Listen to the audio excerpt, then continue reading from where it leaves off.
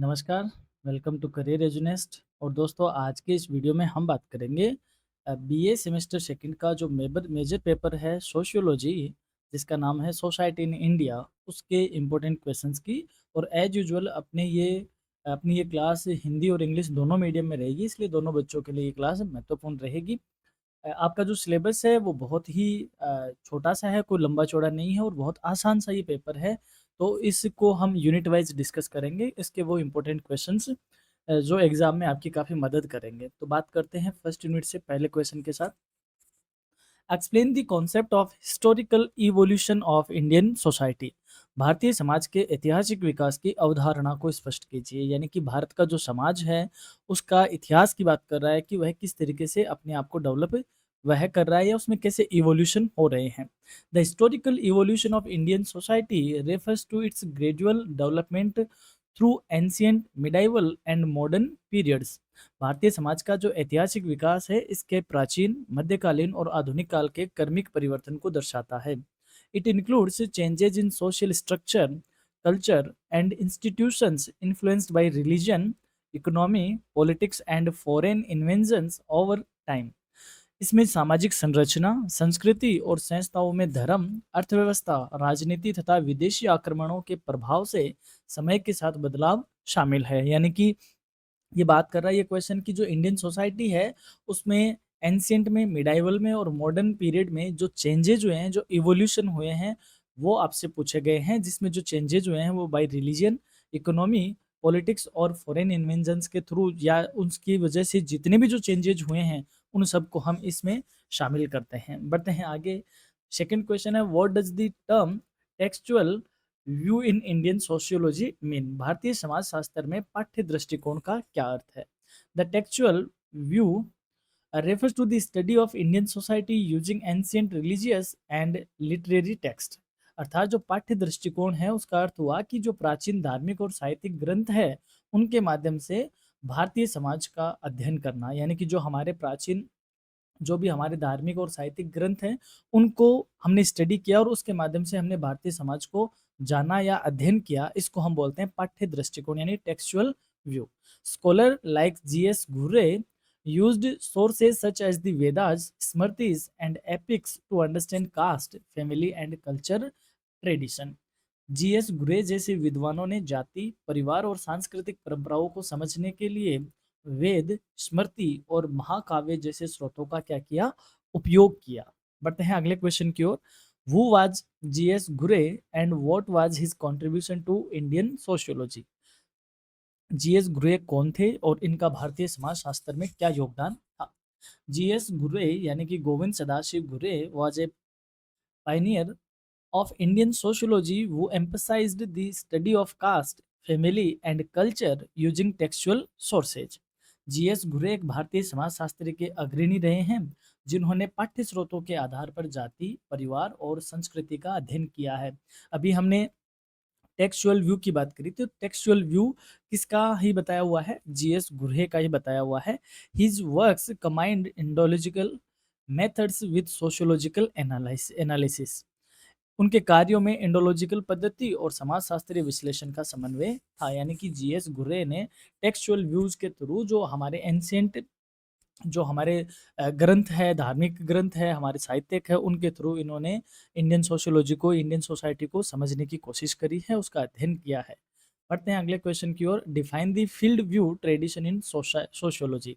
समाजशास्त्र में मैदानी दृष्टिकोण परंपरा को परिभाषित कीजिए। The field view tradition studies society through direct observation, field work and interviews. मैदानी दृष्टिकोण परंपरा समाज का अध्ययन प्रत्यक्ष अवलोकन, क्षेत्र कार्य और साक्षात्कारों के माध्यम से करती है। यानी कि अभी हमने कहा टेक्सचुअल व्यू, जिसमें क्या करते हैं कि जो भी हमारे पास पुराने ग्रंथ, साहित्य वगैरह हैं, उनके थ्रू हमने सोसाइटी को समझा। और वहीं उसके जस्ट अपोजिट जो फील्ड व्यू है, वो ये कहता है कि हमने डायरेक्ट ऑब्जर्वेशन किया, फील्ड वर्क किया और इंटरव्यूज किए, उसके थ्रू हमने सोसाइटी को समझा या उसका अध्ययन किया। M N Srinivas applied this method to understand rural life, social change and caste dynamics in India। M.N.. Srinivasan ने इस पद्धति का प्रयोग किया ग्रामीण जीवन को, सामाजिक परिवर्तन को और भारत की जाति की गतिशीलता को समझने के लिए। यानी जीएस ग्रे ने टेक्सचुअल व्यू को अपनाया और वहीं एमएन श्रीनिवास ने फील्ड व्यू दृष्टिकोण को अपनाया। अगला क्वेश्चन है, who was M N Srinivasan and why is he important in Indian sociology. M N Srinivasan कौन थे और ये भारतीय समाजशास्त्र में क्यों महत्वपूर्ण है। M N Srinivas was a leading Indian sociologist known for his field work based study. M N Srinivas एक प्रमुख भारतीय समाजशास्त्री थे जो अपने क्षेत्र कार्य आधारित अध्ययनों के लिए प्रसिद्ध है। His He introduced concepts like संस्कृतिजेशन and dominant caste to explain social change in India. उन्होंने संस्कृतिकरण और प्रधान जाति जैसे सिद्धांत प्रस्तुत किए जो कि भारत में सामाजिक परिवर्तन को समझाते हैं। अगला क्वेश्चन है, differentiate between textual view and field view in Indian sociology. भारतीय समाजशास्त्र में पाठ्य दृष्टिकोण और मैदानी दृष्टिकोण में अंतर स्पष्ट कीजिए। Textual view uses ancient text to study society. यानी पाठ्य दृष्टिकोण में प्राचीन ग्रंथों के माध्यम से समाज का अध्ययन किया जाता है। While field view relies on direct observation and field work. जबकि मैदानी दृष्टिकोण में प्रत्यक्ष अवलोकन और क्षेत्र कार्य पर अध्ययन आधारित होता है। Ghurye followed the former and Srinivas followed the latter approach. Ghurye जो है, जीएस घुरे साहब है, वो टेक्सचुअल व्यू को फॉलो करते हैं, वहीं श्रीनिवास एमएन श्रीनिवासन जी ने दूसरे दृष्टिकोण को अर्थात फील्ड व्यू दृष्टिकोण को उन्होंने अपनाया था। नेक्स्ट क्वेश्चन है, what is Sanskritization according to M Srinivasan. M N Srinivas M N Srinivas के अनुसार संस्कृतिकरण क्या है। Sanskritization is a process where lower caste adopt the customs and rituals of higher caste to improve their social status. यानी कि जब संस्कृतिकरण वह प्रक्रिया है जिसमें जो निचली जातियां हैं वह अपनी सामाजिक स्थिति सुधारने के लिए उच्च जातियों की रीति रिवाज को या परंपराओं को अपनाती है, तो इसे हम क्या कहते हैं, संस्कृतिजेशन कहते हैं। इट ऑफन्स lead to cultural change in rural areas. यह प्राय ग्रामीण क्षेत्रों में सांस्कृतिक परिवर्तन लाता है। यानी कि जब कोई निचले लेवल की जो कास्ट होती है वह ऊपर के दर्जे के जो कास्ट होती है उनकी कस्टम्स को, उनकी परंपराओं को जब अपनाते हैं तो इसको हम क्या कहते हैं, संस्कृतिजेशन कहते हैं। और ये ग्रामीण इलाकों में सांस्कृतिक परिवर्तन लाता है और एज यूजुअल एज ये अर्बन एरियाज में भी होता है। What is mean by the dominant caste concept. प्रधान जाति की अवधारणा से आप क्या समझते हो। Dominant caste refers to a caste group that holds economic, political and numerical power in a region. प्रधान जाति से तात्पर्य ऐसी जाति समूह से है जिसके पास किसी क्षेत्र में आर्थिक, राजनीतिक और संख्यात्मक शक्ति होती है। यानी कि ऐसा जातिगत समूह जो किसी एरिया में, वहाँ में सबसे ज़्यादा जिनके पास इकोनॉमिक सोर्सेज होते हैं, पॉलिटिकल पावर भी उन्हीं के पास होती है और वह संख्या बल में भी क्या हो, ज़्यादा हो, उसको हम क्या कहते हैं, डोमिनेंट कास्ट कहते हैं। M N Srinivas use this term to explain rural social structure. M N Srinivas ने इस शब्द का प्रयोग किया ग्रामीण सामाजिक संरचना को समझाने के लिए। तो आपसे ये भी पूछा जा सकता है कि डोमिनेंट कास्ट किसने यूज किया, ये कॉन्सेप्ट किसका दिया हुआ है। That time your answer will be M N Srinivas.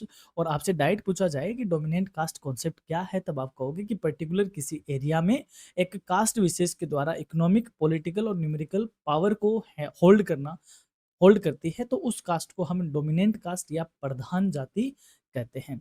अगला क्वेश्चन है, how did foreign inventions influence Indian society historically. विदेशी आक्रमणों ने ऐतिहासिक रूप से भारतीय समाज को कैसे प्रभावित किया। Foreign inventions brought new cultures, religions, and governance systems, leading to changes in trade, art, architecture, and social structure in India.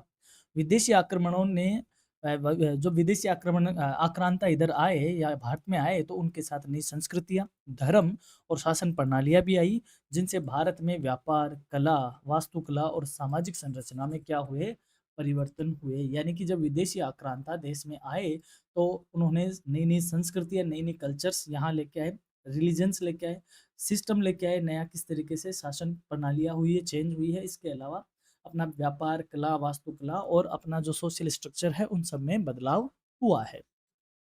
Y is historical study important in understanding Indian society. भारतीय समाज को समझने में ऐतिहासिक अध्ययन क्यों महत्वपूर्ण है। Historical study reveals how traditions, customs and institutions evolved over time helping to understand current social patterns and problems in India. यानी ऐतिहासिक अध्ययन इसलिए जरूरी है क्योंकि ये दर्शाता है कि परंपराएं, रीति रिवाज और संस्थाएं समय के साथ कैसे विकसित हुई, और जिससे भारत में वर्तमान सामाजिक ढांचे और समस्याओं को समझने में मदद मिलेगी। यानी कि जब हम अपना ऐतिहासिक अध्ययन करेंगे तो हम जानेंगे कि हमारी परंपराएं और हमारे रीति रिवाज और जो सोशल इंस्टीट्यूशंस है वो समय के साथ कैसे डेवलप हुए हैं, और आज वर्तमान में जो सामाजिक समस्याएँ और ढांचे को देखकर हम जो प्रॉब्लम फेस कर रहे हैं, उनको हम किस तरीके से सॉर्ट आउट कर सकते हैं, इसलिए हमें ये हिस्टोरी को पढ़ना ज़रूरी है। अब इस यूनिट से देखते हैं वो क्वेश्चंस जो लॉन्ग आंसर टाइप क्वेश्चन आपके लिए एग्जाम में रह सकते हैं, इंपॉर्टेंट है। पहला क्वेश्चन है, discuss the historical evolution of Indian society from ancient to modern times. प्राचीन काल से आधुनिक काल तक भारतीय समाज के ऐतिहासिक विकास पर चर्चा कीजिए। इंपॉर्टेंट क्वेश्चन है क्योंकि इंट्रोडक्शन का क्वेश्चन है और ऐसे क्वेश्चन एग्जाम में देखने को मिलते हैं। Explain the textual view of Indian society with special reference to G S Ghurye's contribution.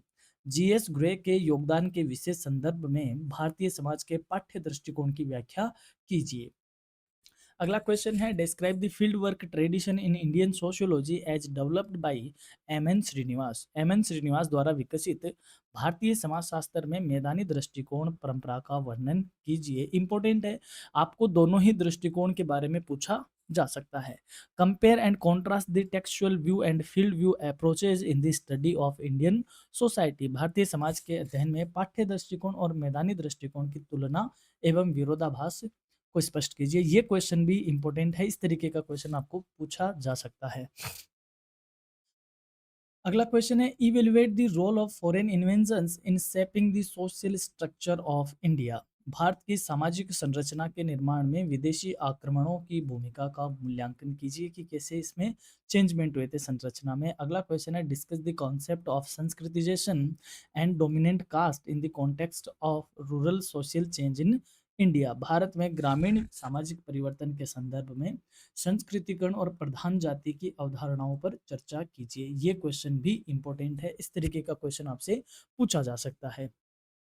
अब यहाँ पे आपके लिए इंपॉर्टेंट सूचना, ऑलमोस्ट हमने सारी क्लासेज अपलोड कर दी है, कुछ क्लासेज हमारी बाकी है, वह भी अपलोड हो रही है, और मैं चाहूँगा कि आप टाइम रहते हमें कमेंट करके बता दीजिए ताकि हम आपके लिए वो क्लास लेकर आ सके। अब बात करते हैं यूनिट सेकंड की। यूनिट सेकंड का पहला क्वेश्चन है, define family in the context of Indian society. भारतीय समाज के संदर्भ में परिवार को परिभाषित कीजिए। In Indian society, family is a primary social unit consisting of individuals related by blood, marriage और adoption, living together and sharing resources, responsibilities and cultural values. भारतीय समाज में परिवार एक प्राथमिक सामाजिक इकाई है जिसमें रक्त, विवाह या गोद लेने से जुड़े हुए व्यक्ति साथ रहते हैं, और वो आपस में संसाधन, जिम्मेदारियां और सांस्कृतिक मूल्य साझा करते हैं, शेयर करते हैं। अगला क्वेश्चन है, what are the main forms of family found in India. Bharat में पाई जाने वाली परिवार की मुख्य प्रकार कौन कौन से, यानी किस किस तरीके की फैमिलीज इंडिया की जो सोसाइटी है उसमें पाई जाती है। The main forms are nuclear family, joint family and extended family. मुख्य प्रकार से तीन तरीके के देखे जाते हैं, एकल परिवार, संयुक्त परिवार और विस्तारित परिवार। Each differs in the size, structure and the degrees of economic and emotional interdependence among members. और ये सभी अपने आकार में, संरचना में और सदस्यों के बीच आर्थिक व भावनात्मक निर्भरता की डिग्री में भिन्न होते हैं। यानी कि न्यूक्लियर फैमिली के का स्ट्रक्चर और उसका जो इंटरडिपेंडेंस रिलेशन है वह थोड़ा सा अलग होता है, जॉइंट फैमिली का अलग होता है और एक्सटेंडेड फैमिली का थोड़ा और अलग होता है। बढ़ते हैं आगे। Define marriage in sociological terms. समाज शास्त्रीय दृष्टि से विवाह को परिभाषित कीजिए। Marriage is a socially and legally approved union between individuals that establishes rights and duties, regulates sexual relations and facilitates family formations। विवाह एक सामाजिक और कानूनी रूप से स्वीकृत संबंध है जो अधिकार और कर्तव्य स्थापित करता है, यौन संबंधों को नियंत्रित करता है और परिवार के गठन को सक्षम बनाता है। ये एक विवाह की सोशियोलॉजिकल क्या है, टर्म है या डेफिनेशन है। बढ़ते हैं अगले क्वेश्चन में। What are the major form of marriage in India. Bharat में विवाह के प्रमुख प्रकार कौन कौन से हैं। The major forms include monogamy, polygamy, polyandry, endogamy and exogamy. यानी प्रमुख प्रकार में हम बात करें विवाह के एक पत्नी प्रथा, बहुपत्नी प्रथा, बहुपति प्रथा, अंतर्विवाह यानी सगोत्र विवाह और बहिर्विवाह, ये कुछ प्रचलित विवाह के प्रकार हैं। Each influenced by cultural, religious and regional tradition, और ये सभी सांस्कृतिक, धार्मिक और क्षेत्रीय परंपराओं से प्रभावित होते हैं। अगला क्वेश्चन है, what is mean by kinship? संबंधिता या समानता से आप क्या समझते हो? Kinship refers to the network of social relationships based on blood, marriage और adoption that shapes roles, obligations and cultural identity in society. संबंधिता सामाजिक संबंधों का वह नेटवर्क है जो रक्त, विवाह या गोद लेने पर आधारित होता है और समाज में भूमिकाएं क्या है, दायित्व क्या है और सांस्कृतिक पहचान क्या है, इन सब का निर्धारण करता है। उसको हम क्या बोलते हैं? किनशिप बोलते हैं या संबंधिता बोलते हैं, जो कि या तो ब्लड रिलेशन पे बेस्ड होगा या मैरिज पे होगा या एडॉप्टेशन से आपस में रिलेशन क्या होंगे, रिलेशंस का एक नेटवर्क बनेगा जिसको हम किनशिप के नाम से जानते हैं। अगला क्वेश्चन है, mention two major issues related to the Indian family system today.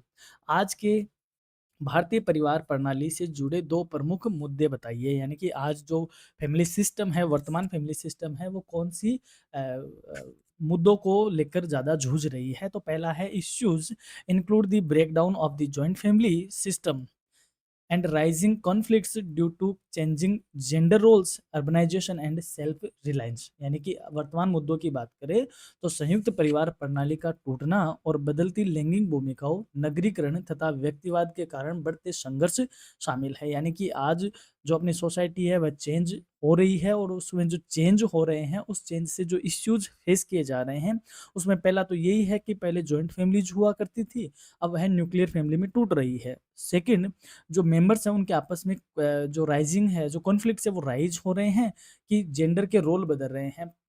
तो वह जेंडर रोल चेंज होने की वजह से, साथ में अर्बनाइजेशन को बढ़ने की वजह से और सेल्फ रिलायंस आने की वजह से, यानी कि समूह भावना की बजाय व्यक्तिवाद के कारण संघर्ष बढ़ रहा है। अगला क्वेश्चन है, what is caste in Indian society? भारतीय समाज में जाति क्या है? Caste is hereditary endogamous social group with fixed occupations, social status and restrictions on marriage and dining, deeply rooted in tradition। यानी जाति एक वंशानुगत अंतर्विवाही सामाजिक समूह है जिसमें निश्चित व्यवसाय, सामाजिक दर्जा और विवाह व भोजन पर प्रतिबंध होते हैं जो परंपरा में गहराई से जुड़े हुए हैं। यानी कि जाति की बात करें तो एक हेरिडेटरी सिस्टम है कि जैसे मान लो मैं यहाँ पे बात करूँ, एक कुम्हार है, कुम्हार के घर बच्चा पैदा होगा वह भी कुम्हार कहा जाएगा और इनका खुद का जो पुश्तैनी व्यवसाय है वो व्यवसाय ये करेगा। तो इस तरीके का जो एक सिस्टम बनाया हुआ है, इसमें जो मैरिज के रिचुअल्स होंगे वो सारे यहीं वाले होंगे जो यहाँ पे फॉलो होते हुए आए हैं। तो वहीं एक ब्राह्मण के परिवार में होगा तो वह उस सिस्टम में जो रिचुअल्स फॉलो हो रहे हैं वह आगे फॉलो होते जाएंगे। तो इस सिस्टम को क्या कहते हैं? इस सिस्टम को कास्ट कहते हैं और इनकी जो रूट है, यानी कि जो जड़ें हैं, वो जो परंपराओं की जड़ें हैं, वो बहुत गहराई तक जुड़ी हुई होती है। बढ़ते हैं आगे। State two main features of caste system. जाति व्यवस्था की दो मुख्य विशेषताएं बताइए। Features include hereditary membership and strict rules of social interaction often linked to occupation and ritual purity। यानी विशेषताओं में बात करें तो पहले वंशानुगत सदस्यता और दूसरा सामाजिक संपर्क के कठोर नियम शामिल है जो कि अक्सर व्यवसाय और धार्मिक शुद्धता से जुड़े हुए हैं। यानी कि मैंने अभी कहा, एक तो इसमें हेरिडेटरी मेंबरशिप होती है, ब्राह्मण के घर पैदा होगा तो वह भी क्या कहा जाएगा? ब्राह्मण। कुमार के घर पैदा होगा कुमार कहा जाएगा और मेघवाल के घर पैदा होगा मेघवाल कहा जाएगा। यानी कहने का मतलब ये इसमें वंशानुगत सदस्यता होती है। दूसरी चीज, और इसके जो सोशल इंटरेक्शन के जो रूल होते हैं काफी स्ट्रिक्ट होते हैं। नेक्स्ट है, what is social class in sociology? समाज शास्त्र में सामाजिक वर्ग क्या है? Social class refers to a group of people sharing similar economic status, occupation, education and lifestyle influencing their social opportunities. सामाजिक वर्ग एक ऐसे लोगों का समूह है जिनकी आर्थिक स्थिति, व्यवसाय, शिक्षा और जीवन शैली समान होती है जो उनकी सामाजिक अवसरों को प्रभावित करती है, यानी कि सामाजिक जो ग्रुप होता है उसमें सिमिलरिटीज होती है उनके इकोनॉमिक स्टेटस में, ऑक्यूपेशन में, एजुकेशन में और लाइफ स्टाइल में। एक जो सिमिलर ग्रुप होता है उसको सोशल क्लास या सोशल वर्ग यानी सामाजिक वर्ग उसको कहा जाता है। अगला क्वेश्चन है, how is the caste system changing in modern India? आधुनिक भारत में जाति व्यवस्था कैसे बदल रही है? Changes include reduced occupational restrictions, intercaste marriages, and greater mobility due to education, urbanization, and legal reforms.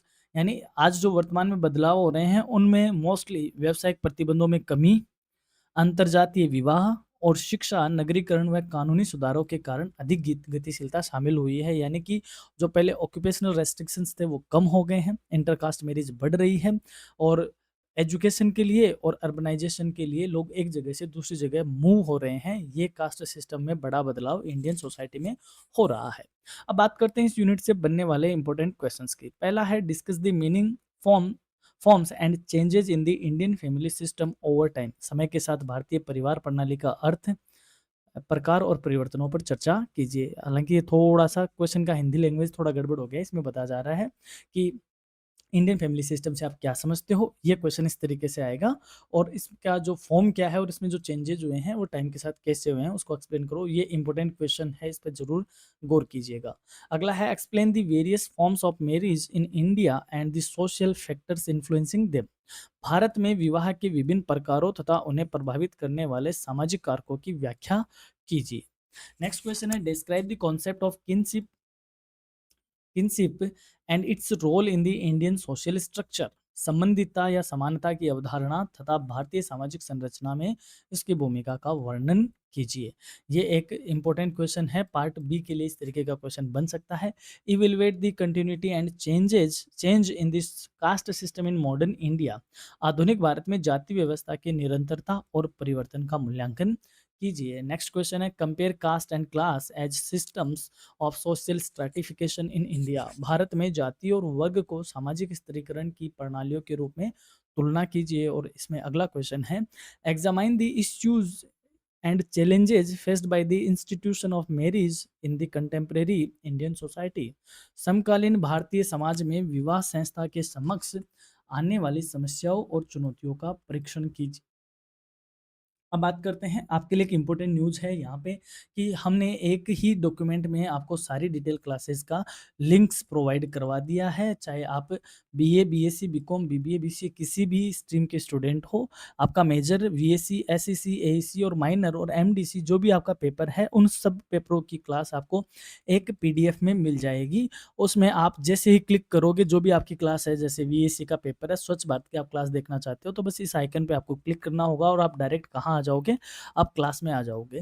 ठीक इसी हिसाब से इंपॉर्टेंट क्वेश्चंस के भी हमने अलग से सेपरेट आपको बना के दे दिए हैं और दोनों सेमेस्टर के, चाहे सेकंड हो चाहे फोर्थ सेमेस्टर हो, बहुत ही सिस्टमेटिक वे में हमने आपके लिए एक डॉक्यूमेंट तैयार किया है। अब आप चाहते हो कि ये डॉक्यूमेंट आपके पास हो तो आपको सिर्फ हमें व्हाट्सअप करना है इस नंबर पे और आपको लिखना है केवल पीडीएसयू पीडीएफ। हम आपको ये पीडीएफ आपके व्हाट्सएप पे उपलब्ध करवा देंगे और ये आपको बहुत ही ज़्यादा हेल्प करेगी। आपको इधर-उधर से भटकना नहीं पड़ेगा, यूट्यूब पे सर्च नहीं करना पड़ेगा, डायरेक्ट आपके हाथ में एक ही डॉक्यूमेंट में सारे लिंक्स होंगे। और मैं चाहूँगा कि आप इसको अपने दोस्तों, अपने परिजनों, अपने परिवार वालों के साथ भी शेयर करें। ये इस एग्ज़ाम में आपके लिए बड़ा ही मददगार साबित होगा। अब बात करते हैं यूनिट 3 की। यूनिट 3 का जो पहला क्वेश्चन है that is, what is the meaning of Sanskritization? संस्कृतिकरण का क्या अर्थ है? Sanskritization is the process by which a lower caste adopts the rituals, customs and practices of upper caste to raise its social status। यानी कि संस्कृतिकरण वह प्रक्रिया है जिसमें एक निम्न जाति ऊंची जातियों की रीति रिवाजों को, परंपराओं को और आचरण को अपनाकर अपना सामाजिक स्तर बढ़ाने का प्रयास करती है। यानी कि जब लोअर कास्ट अपर कास्ट के परंपराओं को और कस्टम्स को फॉलो करती है और अपने आप के अपने स्टैंडर्ड को ऊपर उठाती है तो इसको हम बोलते हैं संस्कृति जैसन यानी संस्कृतिकरण। The concept of Sanskritization was introduced by Indian sociologist M.N. Srinivas while studying the Kuruks of Karnataka। संस्कृतिकरण की अवधारणा भारतीय समाजशास्त्री एम एन श्रीनिवासन ने कर्नाटक के कुर्ग समुदाय का अध्ययन करते समय प्रस्तुत की गई थी। तो आपके लिए ये भी इम्पोर्टेंट है कि ये कॉन्सेप्ट दिया किसने था, दैट इज एम.एन. श्रीनिवास। और होता क्या है, नीची जातियों द्वारा ऊंची जातियों की परंपराओं को फॉलो करना। अब आप चाहते हो कि इसकी डिटेल क्लासेस देखें, क्योंकि यहाँ हम सिर्फ इंपॉर्टेंट क्वेश्चन डिस्कस कर रहे हैं। तो आपका ये जो सिलेबस है, यूनिट अभी हम थर्ड की बात कर रहे हैं, यूनिट थर्ड का सिलेबस, ये आपका सिलेबस इक्वल है किसके लिए, जो माइनर पेपर है सोशियोलॉजी का सेमेस्टर फोर्थ का, उसकी यूनिट फर्स्ट है, वो आपकी यहाँ पर यूनिट थर्ड है। एकदम इक्वल सिलेबस है। तो यदि आप इसका डिटेल एक्सप्लेनेशन देखना चाहते हो तो आप इस क्लास को जरूर देखिए। इस क्लास का लिंक मैं आपको डिस्क्रिप्शन में, आई बटन में और एंड स्क्रीन पे प्रोवाइड करवा दूंगा। वहां से आप माइनर सोशियोलॉजी सेमेस्टर फोर्थ की क्लास आप देख सकते हो। उस पेपर का नाम भी चेंज इन इंडियन सोसाइटी है। तो आपका बहुत ज़्यादा सिलेबस उससे मैच करता है। अब बात करते हैं अगले क्वेश्चन की। नेक्स्ट क्वेश्चन है डिफाइन वेस्टर्नाइजेशन। पश्चिमीकरण को परिभाषित कीजिए। यानी कि जब हम पाश्चात्य संस्कृति को, यानी पश्चिमी देशों की संस्कृति को एडोप्ट करते हैं, फॉलो करते हैं, तो ये क्या कहा जाता है, पश्चिमीकरण कहा जाता है। Westernization is the process through which Indian society adopts western values, institutions and lifestyles specially from British rule. तो इसको हम क्या बोलते हैं, वेस्टर्नाइजेशन बोलते हैं। यानी पश्चिमीकरण की वह प्रक्रिया है जिसमें भारतीय समाज पश्चिमी मूल्यों, संस्थाओं और जीवन शैली को अपनाता है। विशेष रूप से ये हुआ था जब यहाँ पर ब्रिटिश हुकूमत हुआ करती थी। ये प्रभाव तब से स्टार्ट हुआ था।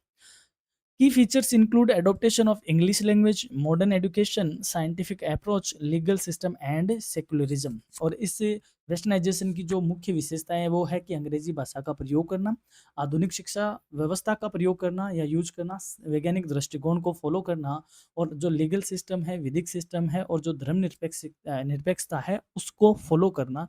ये कुछ वेस्टर्नाइजेशन के की फीचर्स है। बात करते हैं डिफाइन मॉडर्नाइजेशन। आधुनिकीकरण को परिभाषित कीजिए। आधुनिकीकरण क्या होता है। Modernisation is the transformation of a traditional society into a modern one by adopting a new technologies, education and rational thinking। आधुनिकीकरण वह प्रक्रिया है जिसमें पारंपरिक समाज नई तकनीकों, शिक्षा और तार्किक सोच को अपनाकर आधुनिक समाज में परिवर्तित लाता है या परिवर्तन लाता है। आधुनिक समाज में परिवर्तन लाता है, उसको क्या बोलते हैं, वेस्टर्नाइजेशन बोलते हैं। Two indicators of westernisation are industrial development and spread of modern education. यानी कि हमें कैसे पता चले कि वेस्टर्नाइजेशन मॉडर्नाइजेशन हो रहा है, तो इसके इंडिकेटर में है जैसे उद्योगों का विकास होना, आधुनिक शिक्षा का प्रचार होना। ये हमें क्या बताता है कि हमारी सोसाइटी का मॉडर्नाइजेशन हो रहा है। तो मॉडर्नाइजेशन देखो, वेस्टर्नाइजेशन क्या होता है, वेस्टर्न कंट्रीज की वैल्यूज को, रिचुअल्स को, लाइफस्टाइल को फॉलो करना, दैट इज वेस्टर्नाइजेशन। और मॉडर्नाइजेशन का मतलब होता है कि नई नई टेक्नोलॉजीज को, नए एजुकेशन सिस्टम को, रैशनल थिंकिंग को अपनाना और अपने आप का डेवलपमेंट करना। ये क्या कहा जाता है, मॉडर्नाइजेशन कहा जाता है। अगला क्वेश्चन है what is the difference between Sanskritization and westernization. संस्कृतिकरण और पश्चिमीकरण में क्या अंतर है। Sanskritization involves adoption of upper caste Hindu practices, while westernization involves adoption of European or Western lifestyle and values। यानी संस्कृतिकरण उसको कहते हैं जिसमें ऊंची जातियों की हिंदू प्रथाओं को अपनाया जाता है। यानी कि जब लोअर कास्ट अपने से ऊपर कास्ट वाली जो जातियां हैं, लाइक हिंदू प्रथाएं उनकी फॉलो करता है, तो इसको संस्कृतिजेशन कहते हैं। जबकि पश्चिमीकरण में यूरोपीय या पश्चिमी जीवन शैली को या उनके मूल्यों को अपनाना क्या कहा जाता है, वेस्टर्नाइजेशन कहा जाता है। अगला क्वेश्चन है mention two impacts of westernization on Indian society. भारतीय समाज पर पश्चिमीकरण के दो प्रभाव बताइए। इंपॉर्टेंट क्वेश्चन आएगा ये, आपको बी पार्ट में बड़ा क्वेश्चन भी पूछा जा सकता है। It lead to reforms in education and legal system and promoted ideas like equality, democracy and scientific thinking. यानी इसने क्या किया, हमारी शिक्षा और कानूनी प्रणालियों में सुधार किए और साथ ही समानता, लोकतंत्र और वैज्ञानिक सोच जैसे विचारों को बढ़ावा दिया। Give two features of modernization. आधुनिकीकरण की दो विशेषताएं बताइए। आपको इसके देखो मेरिट डीमेरिट ये भी पूछे जा सकते हैं। Features include adaptation of scientific outlook and emphasis on education, efficiency and social mobility. Westernization की विशेषताओं में शामिल है वैज्ञानिक दृष्टिकोण को अपनाना, शिक्षा, दक्षता और सामाजिक गतिशीलता पर जोर देना आदि इसमें शामिल है। अगला क्वेश्चन है व्हाट इज ग्लोबलाइजेशन। वैश्वीकरण क्या है? ग्लोबलाइजेशन का मतलब होता है कि जैसे अपनी कंट्री है, अपनी कंट्री को समूचे वर्ल्ड के साथ क्या कर देना? जोड़ देना। जब जोड़ेंगे तो क्या होगा?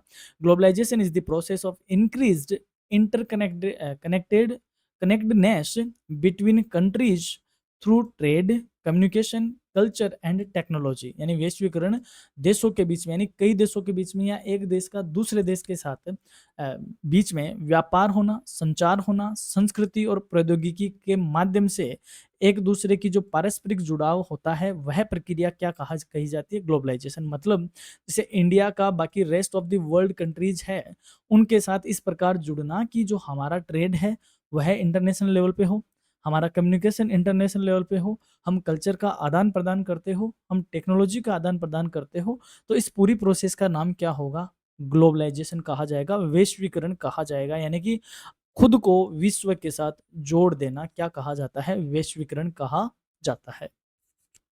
अगला क्वेश्चन है, state two major effects of globalization on Indian society. भारतीय समाज पर वैश्वीकरण के दो प्रमुख प्रभाव बताइए। It has increased economic opportunities and cultural exchange, but also lead to cultural homogenization and job competition. Globalization से आर्थिक अवसरों और सामाजिक जो सांस्कृतिक आदान प्रदान है वो तो बढ़ा है, लेकिन साथ ही में सांस्कृतिक समान रूपता और रोजगार प्रतिस्पर्धा भी उत्पन्न हुई है। तो आपसे देखो दोनों तरीके से जितने भी हमने बात करी है, वेस्टर्नाइजेशन, मॉडर्नाइजेशन, ग्लोबलाइजेशन, संस्कृतिजेशन, इन सब के मेरिट और डिमेरिट भी पूछे जा सकते हैं। बड़ा क्वेश्चन हर एक वर्ड के साथ बड़ा क्वेश्चन आपका बन सकता है, क्योंकि आपकी यूनिट थर्ड में 4 वर्ड ही है, तो यहाँ से बड़ा क्वेश्चन भी बन सकता है या बनेगा भी। Name any two process of social change in India other than Sanskritization. यानी संस्कृतिकरण के अलावा भारत में सामाजिक परिवर्तन की कोई दो प्रक्रियाओं के नाम बताइए। तो westernization and modernization are two important process apart from the Sanskritization. यानी संस्कृतिकरण के अलावा पश्चिमीकरण का होना और आधुनिकीकरण का होना भी सामाजिक परिवर्तन के दो महत्वपूर्ण प्रक्रियाएं हैं। अब यूनिट थर्ड से बनने वाले इंपॉर्टेंट क्वेश्चंस को डिस्कस कर लेते हैं। पहला है, discuss the concept of Sanskritization and its role in social mobility in India. संस्कृतिकरण की अवधारणा और भारत में सामाजिक गतिशीलता में इसकी भूमिका पर चर्चा कीजिए। ये इंपॉर्टेंट क्वेश्चन है, संस्कृतिजेशन से पूछा जाना ज़्यादा संभावना है। नेक्स्ट है, explain the meaning, causes and effects of westernization on Indian society. पश्चिमीकरण का अर्थ, कारण और भारतीय समाज पर इसके प्रभाव की व्याख्या कीजिए। अच्छा क्वेश्चन है यहाँ से। अगला है, describe the process of modernization and its impact on traditional Indian values. आधुनिकीकरण की प्रक्रिया तथा पारंपरिक भारतीय मूल्यों पर इसके क्या प्रभाव है, वर्णन कीजिए। अगला क्वेश्चन है, evaluate the positive and negative impacts of globalization on Indian culture and economy. भारतीय संस्कृति और अर्थव्यवस्था पर वैश्वीकरण के सकारात्मक और नकारात्मक प्रभावों का मूल्यांकन कीजिए। इस तरीके का क्वेश्चन आपसे पर्टिकुलर एक टर्म पे पूछा जा सकता है। अगला क्वेश्चन है, compare and contrast the process of westernization and modernization in India. Bharat में पश्चिमीकरण और आधुनिकीकरण प्रक्रियाओं की तुलना और विरोधाभास को स्पष्ट कीजिए। इंपॉर्टेंट क्वेश्चन है, आपको वेस्टर्नाइजेशन और मॉडर्नाइजेशन का डीपली दोनों को कंपेरिजन करके भी क्वेश्चन पूछा जा सकता है। और एक क्वेश्चन है, examine the inter relationship between Sanskritization, modernization and globalization in the context of social change. सामाजिक परिवर्तन के संदर्भ में संस्कृतिकरण, आधुनिकीकरण और वैश्वीकरण के परस्पर संबंध का परीक्षण कीजिए। अब बात करते हैं यहाँ पे एक आपके लिए इंपॉर्टेंट सूचना कि हमने ऑलमोस्ट इंपॉर्टेंट क्वेश्चंस की सीरीज लोड कर दी है। वो हर तरीके के पेपर को, एईसी, वीएसी, जो भी आपका मेजर माइनर पेपर है, ऑलमोस्ट हमने पेपर मोटे मोटे कवर कर लिए हैं। फिर भी यदि कोई पेपर रह गया है तो आप समय रहते हमें कमेंट करके ज़रूर बताइए। कोई अगर पेपर छूट गया है तो हम आपके लिए वो भी उपलब्ध करवा देंगे। अब बात करते हैं लास्ट यूनिट की, यूनिट 4 की। पहला क्वेश्चन है, who are scheduled caste in India. Bharat में अनुसूचित जातियां कौन है या कौन सी है, कौन सी का नहीं, कौन है, यही आपसे पूछा है, डिफाइन करवाया है कि शेड्यूल कास्ट क्या है, कौन है। Schedule caste are historically disadvantaged communities recognized by the Indian constitution for special protection and affirmative action to overcome social discrimination and economic backwardness. यानी अनुसूचित जातियां वही ऐतिहासिक जातियां हैं जो कि वंचित समुदाय है, बाकी समुदायों से वह क्या है, वंचित है, जिन्हें भारतीय संविधान द्वारा सामाजिक भेदभाव और आर्थिक पिछड़ेपन से उभरने के लिए विशेष आरक्षण दिया है, संरक्षण दिया है और उनको इस तरीके का अवसर प्रदान किया है कि वह भी अपने आप का अपलिफ्टमेंट कर सके। उसको क्या कहा है, शेड्यूल्ड कास्ट कहा है। State two problems faced by scheduled caste, यानी अनुसूचित जातियों को आने वाली या उनके सामने फेस की जाने वाली दो समस्याएं बताइए। They faced caste-based discrimination and limited access to quality education and employment opportunities. इस तरीके की यानी जो शेड्यूल कास्ट है उन्हें जातिगत भेदभाव और गुणवत्तापूर्ण शिक्षा और रोजगार के अवसरों तक सीमित पहुंच जैसी समस्याओं का सामना करना पड़ता है। अगला क्वेश्चन है, who are scheduled tribes in India? Bharat में अनुसूचित जनजातियां कौन है? Scheduled tribes are indigenous communities living in isolated areas recognized for their distinctive culture and given constitutional safeguards to promote their development.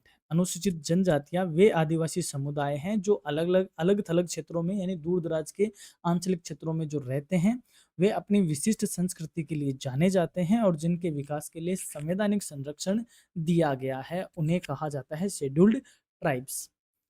Mention two challenges faced by scheduled tribes, अनुसूचित जनजातियों के सामने आने वाली दो चुनौतियां बताइए। Displacement due to development projects and lack of adequate health care facilities are major challenges. पहली बात, विकास परियोजनाओं के नाम पर इनको एक जगह से दूसरी जगह शिफ्ट कर दिया जाता है, डिस्प्लेसमेंट कर दिया जाता है। दूसरा, पर्याप्त स्वास्थ्य सुविधाओं की कमी इनकी प्रमुख चुनौतियां रहती है, क्योंकि आंचलिक दूर दराज जगहों पे रहते हैं तो medical facility, health care facilities proper उपलब्ध नहीं हो पाती है। और एक यूं कहे कि क्वालिटी एजुकेशन भी उनका एक चैलेंज है। नेक्स्ट है, वो आर बैकवर्ड क्लासेस, पिछड़ा वर्ग कौन होता है? Backward classes include socially and educationally disadvantaged communities identified by the government for reservation and welfare schemes. पिछड़ा वर्ग वे सामाजिक और शैक्षिक रूप से पिछड़े समुदाय होते हैं जिन्हें सरकार द्वारा आरक्षण और कल्याण योजनाओं के लिए पहचाना गया है। यानी कि जो एजुकेशनली तौर पे और सोशली तौर पे क्या है, बैकवर्ड क्लास है, पिछड़े हुए क्लास है, और उनको सरकार ने स्पेशल रिजर्वेशन देके उनको कई कल्याणकारी योजनाओं से जोड़ा है या पहचान की है, उस समुदाय को बैकवर्ड क्लास कहते हैं। State two problems of backward classes, अब पिछड़े वर्ग की कोई दो समस्याएं बताइए। Problems include poverty and limited representation in higher education and government jobs. समस्याओं में पहली समस्या है गरीबी का होना, दूसरा उच्च शिक्षा और सरकारी नौकरियों में सीमित प्रतिनिधित्व होना इनकी मेजर प्रॉब्लम है। अगला क्वेश्चन है, name any to constitutional provisions for upliftment of weaker sections. कमजोर वर्गों के उत्थान के लिए दो संवैधानिक प्रावधान बताइए। यानी कि भारत का जो संविधान है वो जो वीकर सेक्शंस है सोसाइटी के, उनको अपलिफ्ट करने के लिए क्या प्रोविजन करता है, उसकी बात पूछी गई है।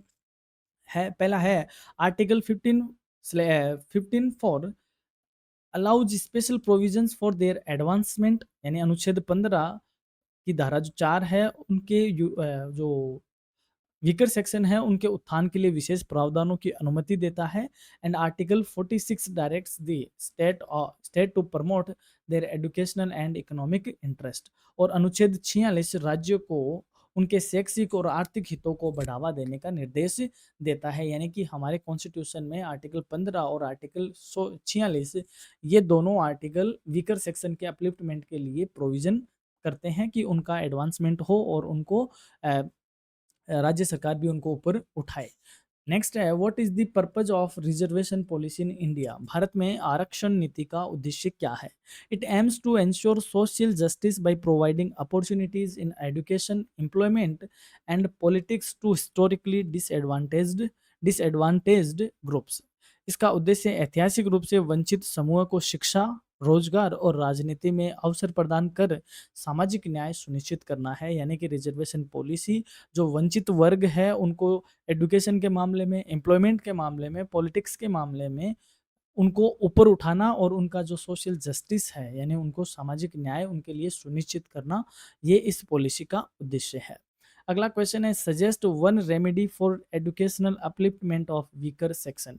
कमजोर वर्गों के शैक्षिक उत्थान के लिए एक उपाय सुझाइए। Establishing feel free residential school with quality teachers in rural and tribal areas can improve their educational standards.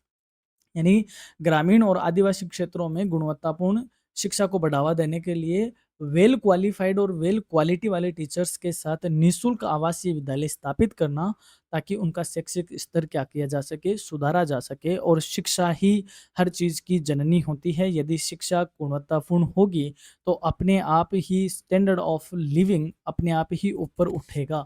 तो यही कहा गया है कि जो वीकर सेक्शन है उनके एजुकेशनल अपलिफ्टमेंट के लिए सरकार ने जो ट्राइबल और रूरल एरियाज है उनमें अच्छे टीचरों को वहाँ पे निःशुल्क आवासीय विद्यालय स्थापित करके उनमें उनको प्रमोट किया है या वहाँ पे डिपोट किया है, ताकि वहाँ के जो लोग हैं वह अपनी शिक्षा स्तर को बढ़ाकर अपने आप का विकास कर सके।